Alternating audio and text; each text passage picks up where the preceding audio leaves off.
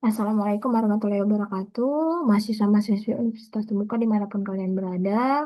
Berjumpa lagi dengan saya Tutan Sarus Kurniawati AS HKMAK dengan mata kuliah Hukum Bisnis EMBS 4320. Kita masuk kepada sesi keempat mata kuliah Hukum Bisnis yaitu tentang hukum perseroan terbatas berdasarkan Undang-Undang Nomor 40 Tahun 2007 tentang perseroan terbatas.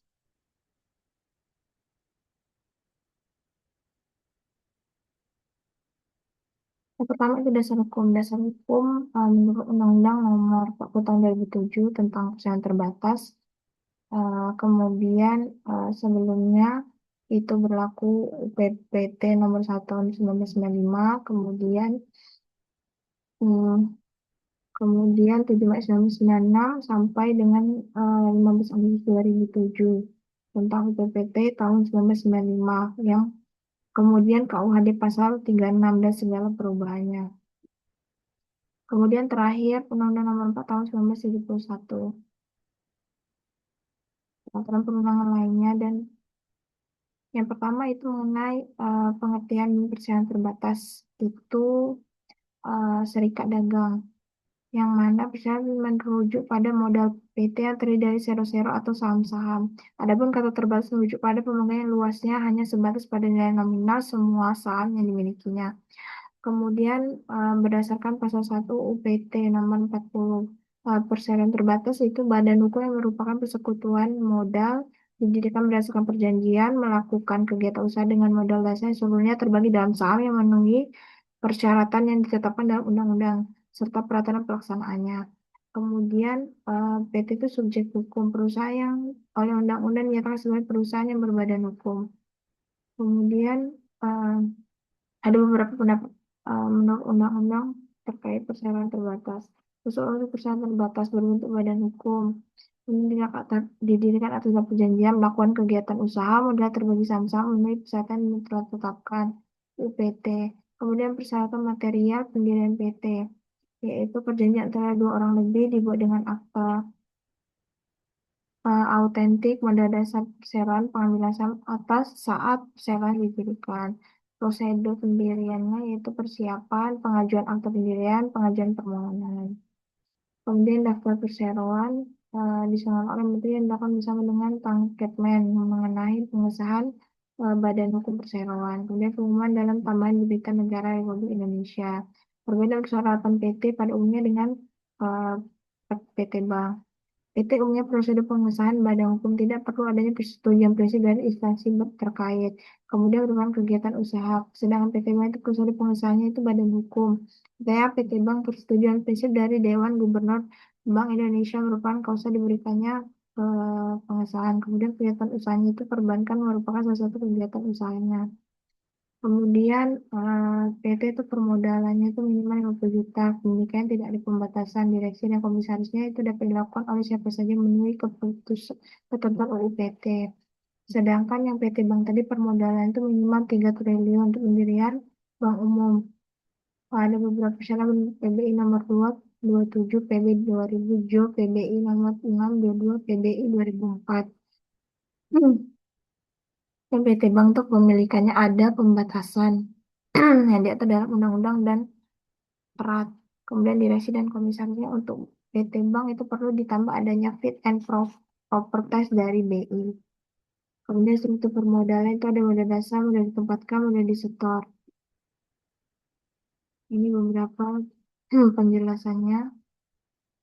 Penilaian setoran modal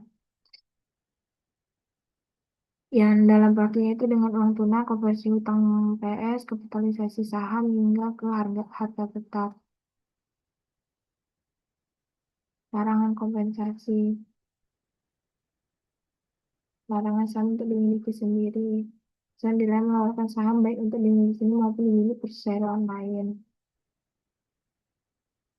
Perlindungan modal dan kekayaan, pembatas pembelian saham kembali dapat dibeli kembali dengan ketentuan tidak menyebabkan kekayaan bersih perseroan menjadi lebih kecil.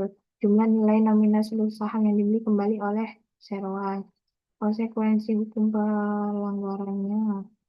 Kemudian ada lagi ini, penambahan modal. Penambahan modal dilakukan bersama persetujuan RUPS.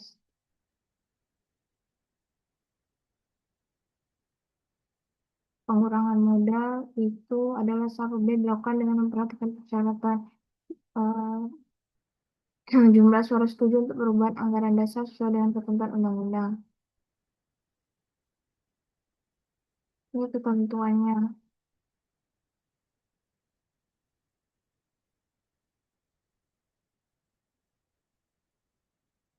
Beberapa ketentuannya penanggung pribadi pemegang saham. Tidak bertanggung jawab secara pribadi atas perikatan dibuat atas persaingan dalam bertanggung jawab atas kerugian melebihi saham. Ketentuannya itu eh, sebagai barang hukum belum atau tidak terpenuhi pemegang saham yang bersangkutan berasal itu tidak punya etikat buruk dan lainnya. Kemudian saham perseroan dikeluarkan atas nama sendiri. Hak pemegang sahamnya menghadiri dan melakukan sahabat LPS dan lainnya. Satu saham dimiliki lebih dari satu orang. Tidak dapat dibagi. Apa yang kemudian klasifikasi saham itu anggaran dasar menetapkan satu klasifikasi saham atau lebih. Klasifikasi saham itu dimaksud ada hak suara, hak pilih ucapan anggota dan lainnya. Secara nominal saham diberikan hak suara perseorangan. Kemudian pemindahan hak atas saham dengan akte pemindahan atau salinan disampaikan terus pada perseroan. Ini beberapa contohnya. Gada dan fidusia saham. Saham merupakan badan berbeda dan hak pada pemiliknya dapat diamankan dengan gadai. Perlindungan pemegang saham.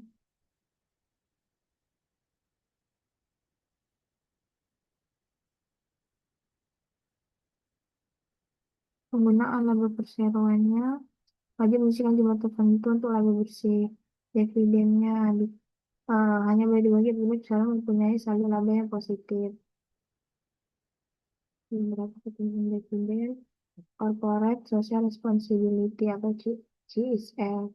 Perusahaan yang menjalani kegiatan usahanya itu bidang atau berkaitan dengan sumber daya wajib masyarakat tanggung jawab sosial dan lingkungan. Organ-organ PT RUPS, rapat pemegang saham, direksi, dewan komisaris. RUPS ini mempunyai wewenang yang tidak diberikan kepada direksi dalam menentukan undang-undang PT atau anggaran dasar. RUPS tahunan jenisnya itu RUPS tahunan, RUPS 6 bulan, di setiap waktu dan menyelenggarakan didahului pemanggilan RUPS. Kemudian penyelenggaraan RUPS ini di satu orang atau lebih, dewan komisaris, syarat-syaratnya, hak suara PS dalam RUPS yang dikasih sendiri sekarang dan lainnya.